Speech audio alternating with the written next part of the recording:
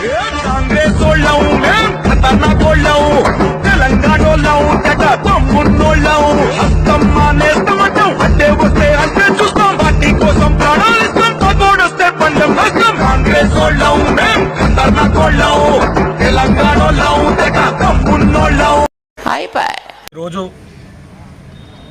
Bhupalpally MLA Gandra Satyanarayana గారి ఆధ్వర్యంలో సర్పంచుల ఫోరం అధ్యక్షులు, ఉప సర్పంచులు, గ్రామ కమిటీ అధ్యక్షులు, బీఆర్ఎస్ పార్టీ సీనియర్ నాయకులు కొంతమందితో ఈరోజు ఎమ్మెల్యే గారి ఆధ్వర్యంలో చేరడం జరిగింది.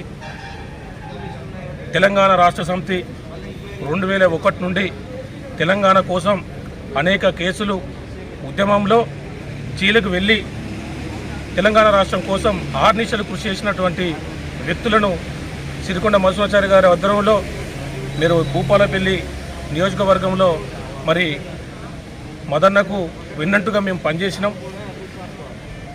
కాంగ్రెస్ పార్టీలో గెలిచి టీఆర్ఎస్ పార్టీలోకి వచ్చినటువంటి గండ్ర రమణారెడ్డి గారు కేవలం భూ కబ్జాలు అయితే ఎట్లా చేసిలో టీఆర్ఎస్ పార్టీని కూడా అట్లే కబ్జా చేసి ఉద్యమకారులను, పార్టీ నాయకులను అనగదొక్కడం తప్ప మరి ఆయన అభివృద్ధి చేసింది ఏమి లేదు ఈ ప్రాంతంలో.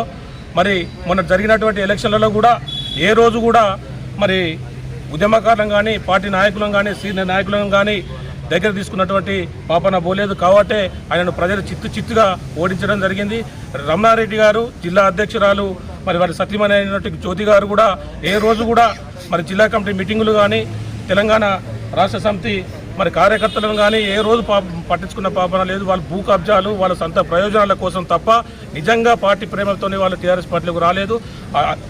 ఉద్యమకారులను, పార్టీ నాయకులను అనగదొక్కడానికే ఈ పార్టీలోకి వచ్చి ఈరోజు వాళ్ళు చిత్తుగా ఓడిపోవడం జరిగింది. రేపు రానున్న రోజుల్లో ఏ ఎలక్షన్ వచ్చినా కూడా రమణారెడ్డి గారి చిత్తుగా ఓడిపోవడం డిపాజిట్ కూడా రాదు. తెలంగాణ ఉద్యమకారులు ఇప్పటికైనా కూడా నాలాంటి ఉద్యమకారులు చాలా బాధతోనే ఉన్నారు. ఇంకా కూడా బయటికి రావడానికి మరి చాలామంది ఎదురు చూస్తున్నారు. ఆయనను చిత్తుగా ఏ ఎలక్షన్ వచ్చినా కూడా ఓడించడానికి సిద్ధంగా ఉన్నారు. మరి ఇప్పటికైనా కూడా కేటీఆర్ గారు మరి ఇట్లాంటి దొంగలను పార్టీలో తీసుకోవడం వల్ల మరి పార్టీ ఎంత నష్టపోతుందనేది కూడా ఇంటెలిజెన్స్ వాళ్ళు కానీ, పార్టీ నాయకులు కానీ చెప్పినప్పటికీ కూడా మీరు వినిపించుకోకుండా మరి దొంగలకే టికెట్లు ఇచ్చి ఇక్కడ మీ పార్టీని మీ చేత మీరే ఓడించుకోవడం జరిగింది. కనుక ఇప్పటికైనా కూడా సూచన, ఎందుకంటే ఉద్యమ పార్టీలో మేము పనిచేసినాం కాబట్టి బాధ, ఇప్పటికైనా ఇట్లాంటి దొంగలను మార్చి మీ పార్టీని మీరే కాపాడుకోండి. కానీ ఇటువంటి నాయకులను పెట్టుకుంటే భూస్థాపితం అవడం మాత్రం ఖచ్చితంగా ఖాయమని సూచన. అదేవిధంగా మరి సత్యనారాయణ గారి ఆధ్వర్యంలో మండల పార్టీ అధ్యక్షులు సతీష్ గారి ఆధ్వర్యంలో ఈరోజు జైన్ కావడం జరిగింది. ఏ పిలిపించినా కూడా పార్టీకి క్రమశిక్షణగా పనిచేయడానికి మేము సిద్ధంగా ఉన్నాం.